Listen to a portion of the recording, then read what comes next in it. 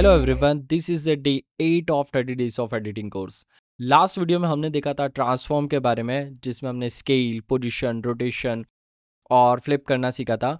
इस वीडियो में हम देखेंगे क्रॉपिंग, डायनेमिक जूम और एआई स्मार्ट रिफ्रेम के बारे में। ये तीनों चीज़ें क्या होती है। तो सबसे फर्स्ट हम एआई स्मार्ट रिफ्रेम आता है, बट हम उसे सबसे लास्ट में देखने वाले हैं। हम फर्स्ट देखेंगे क्रॉपिंग और उसके बाद हम देखेंगे डायनेमिक जूम। तो क्रॉपिंग क्या होता है? अगर मान लीजिए ये जो फुटेज है, इसमें अगर हमें पर्टिकुलर ब्राइड और ग्रूम को अलग अलग क्रॉप करना है, तो उसके लिए हम ये करेंगे कि हम इसको सबसे फर्स्ट ऑप्शन दबा के जब भी आप क्लिप को ऊपर करेंगे तो आप इसका डुप्लीकेट क्रिएट कर सकते हैं। अब यहाँ से नीचे वाली लेयर को हम हाइड कर देंगे, जिससे हमें पता चले कि क्रॉप हो रहा है या नहीं हो रहा है। अब उसके बाद हम इसको राइट से क्रॉप कर देंगे, फिर यहाँ से लेफ़्ट से क्रॉप कर देंगे, ये टॉप से क्रॉप और ये बॉटम से। इस तरह से आप क्रॉप कर सकते हैं किसी भी इमेज को। अब अगर हम नीचे वाले को ऑन कर दें तो ये दोनों सेम हो जाएंगे। अब इसके बाद हम जो सेकंड वाली इमेज है उसको ऑन करते हैं और उसको भी सेम इसी तरह से क्रॉप कर देते हैं। फर्स्ट हम राइट से क्रॉप कर देंगे, देन हम लेफ़्ट से क्रॉप कर देंगे और बॉटम से, देन फिर टॉप से। क्रॉपिंग का यूज़ जब भी आपको कोई पर्टिकुलर टेक्स्ट डिज़ाइन करने होते हैं या फिर आपको किसी फुटेज को डबल करना होता है, डबल एक्सपोजर वाला भी आपने देखा होगा इफेक्ट, वो क्रिएट करना होता है, तो उन सारी जगह पे हम क्रॉपिंग टूल का यूज़ कर सकते हैं। और वो कैसे? जैसे ये वाली इमेज है, अब इसके एजेस हम यहाँ से सॉफ्ट कर सकते हैं।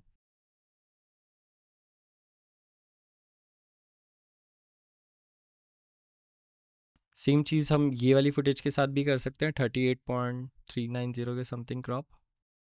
अब इन दोनों को हम इधर अलाइन कर देंगे कुछ इस टाइप से, यहाँ पे और यहाँ पे। इसका सॉफ्टनेस हम और ओपन करते हैं थोड़ी।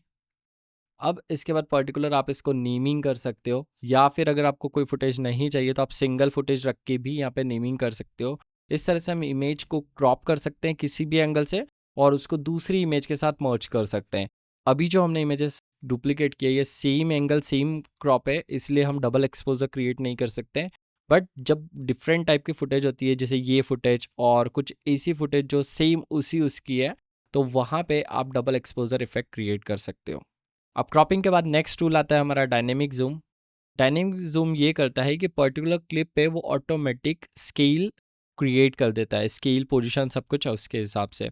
जिससे अगर हम इस क्लिप को ऑन करें और जैसे ही हम डायनेमिक जूम ऑन करते हैं और इसको प्ले करते हैं, तो इसने अपने आप एक मोशन क्रिएट कर दिया है क्लिप में स्केल और पोजीशन को लेके। अभी ये ईज आउट हो रहा है, अगर हमें इसे ईज इन करना है तो हम इसको स्वैप कर देंगे।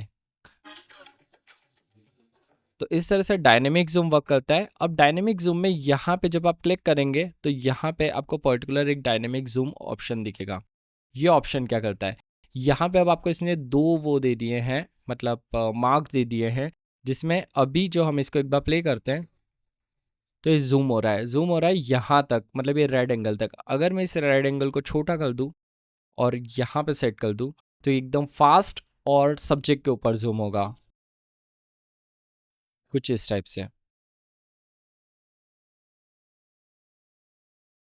सेम अगर आप इसको अपोजिट करते हैं तो अपोजिट करने पे जैसे ये है, हम स्क्रीन मार्क को छोटा कर देते हैं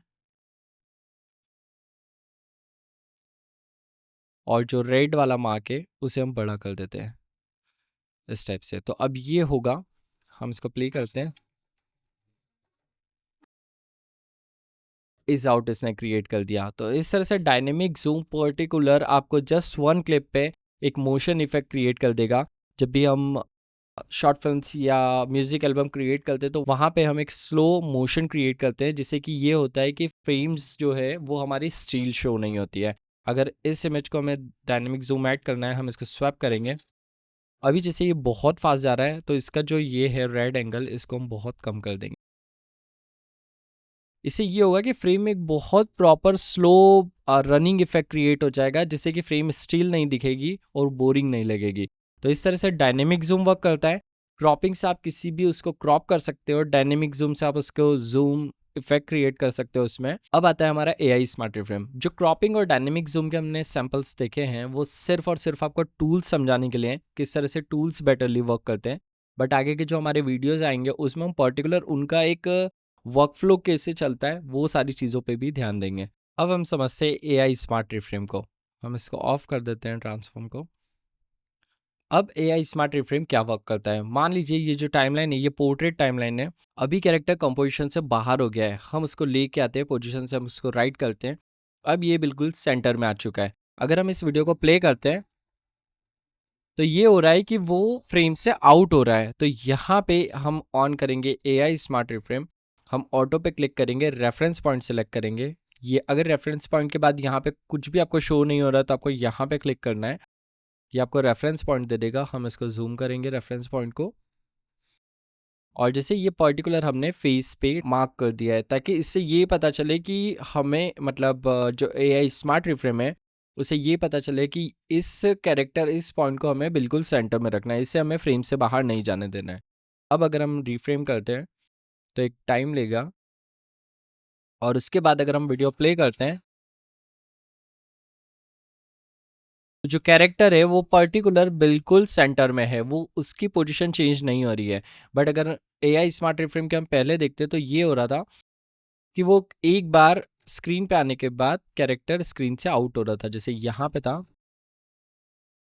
आउट हो रहा था कुछ इस टाइप से। बट जब हमने एआई स्मार्ट रिफ्रेम को पॉइंट दिया और हमने उसे रीफ्रेम करने का बोला, तब उसने बहुत प्रॉपरली सब्जेक्ट को बिल्कुल सेंटर में कर दिया है, और अब वो फ्रेम से आउट नहीं हो रहा है।